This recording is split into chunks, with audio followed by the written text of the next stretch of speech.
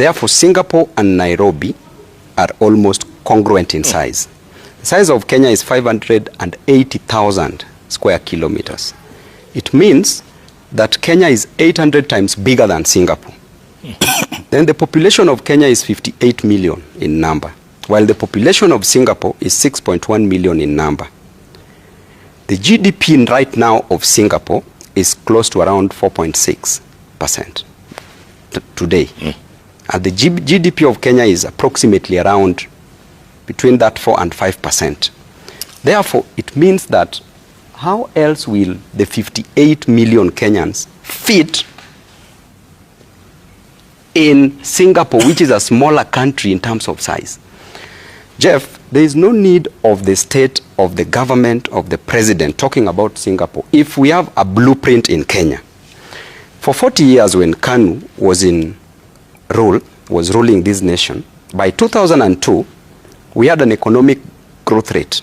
Actually, I'm talking about the economic growth rate, not the GDP. Of Singapore is 4.6 and of Kenya is around 5%. The economic growth rate of Kenya as at 2002 was at 2%.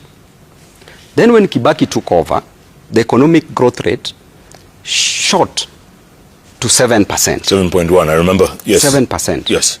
Then in 2008, Kibaki came up with a blueprint and called it the Vision 2030.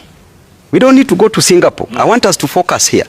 The Vision 2030, having come up, the projection was that by the year 2013, it ought to have had a two-digit number, which was approximately 10%. And by the year 2030, it ought to have maintained that 10% and even more. With the blueprint that we have, we had 3 pillars.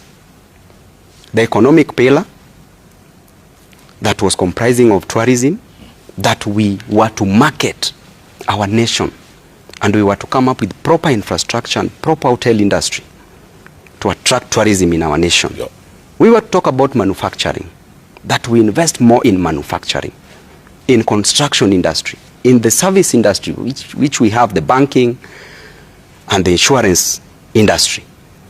We were also supposed to talk about the micro, that is retail and wholesale, micro and small, medium enterprises. That is the Juakali sector, and were to be financed through cooperatives and SACCOs.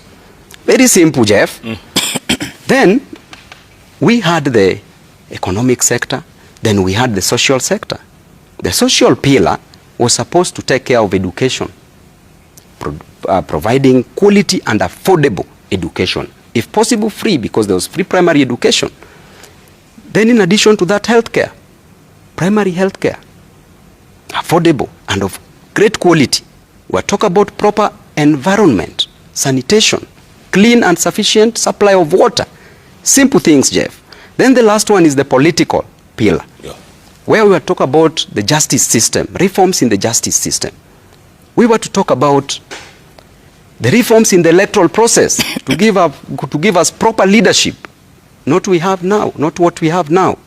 We were to talk about the management of the political parties so that we don't have the problems we are experiencing with my brother Ndindi Nyoro today. Yep. Then, Jeff, before all that, we were advised that there were basic things that ought to have been done first before we implemented the 3 pillars, the economic, the political, and the social pillars. And they were simple. Number 1, the security of a state. That in the security, we were supposed to have proper police reforms. My brother and I will tell you today that we don't have a police service. We have a police force up to date. The defense was supposed to be so stable to handle terrorism, so that there's stable security. Not a nation that abducts her children, where tourists will be scared of coming to invest here. Because the other day at Thika Law Courts, you charge over 50 Gen Zs with terrorism charges. You call them terrorists. How can a tourist, how can an investor come to invest in this nation that is full of, in quotes, terrorists? Then we talk about the macroeconomic stability, where the prices of goods and services were supposed to be stable before we do any other thing. Inflation, stable. We talk about exchange rates. stable. Then the next one was so simple that they only required us to do proper infrastructure in the country. For us to achieve the 3 economic pillars: infrastructure, energy. Energy, right now electricity we produce close to around 3,800 megawatts. Yeah. Cannot run industrialization to grow a nation. Roads, airports, and ports. We were to talk about land reforms. Jeff, what can you do? Land is a factor of production in economics. The land reforms, the historical injustices were supposed to be cured. Look at a situation where a case involving dinner management versus the county government of Mombasa, where a parcel of land was sold to a person X, was given to the former President Moi. Then former President Moi sold it to a person X. A person X sold it to dinner management, a company. But that land was a public land. So the county government of Mombasa went to court, and it was resolved in an easy way, where the basic principles of the torrent system came up. The mirror principle, the curtain principle, the insurable principle. They came out clearly. We needed to solve such issues. We needed to talk about what my brother has talked about, the human capital development, matter skills. We train our people in matter skills so that we can have better masons, we can have better plumbers, we can have better engineers. Training of people properly to achieve this. But Jeff, we run away from all that.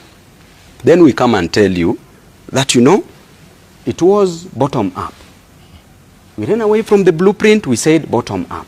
That bottom up promised a mama mboga to graduate from a kiosk into owning a supermarket. Yeah. From a boda rider riding a boda to owning a matatu. Not done yet.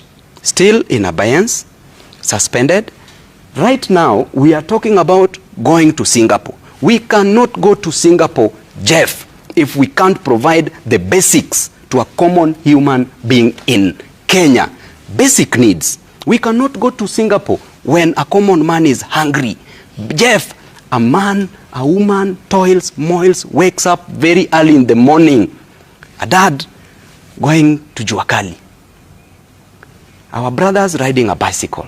Our mothers selling mama mboga. Some selling changa like my mother.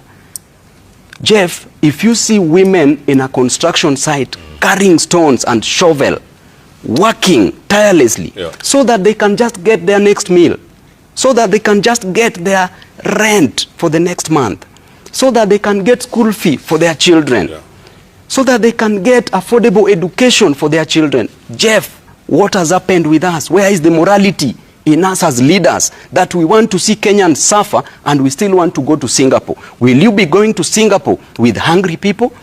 Feed Kenyans first. Let them have energy. Then they will have a way to go to Singapore. They even know where Singapore is. You will not take them. They will go by themselves.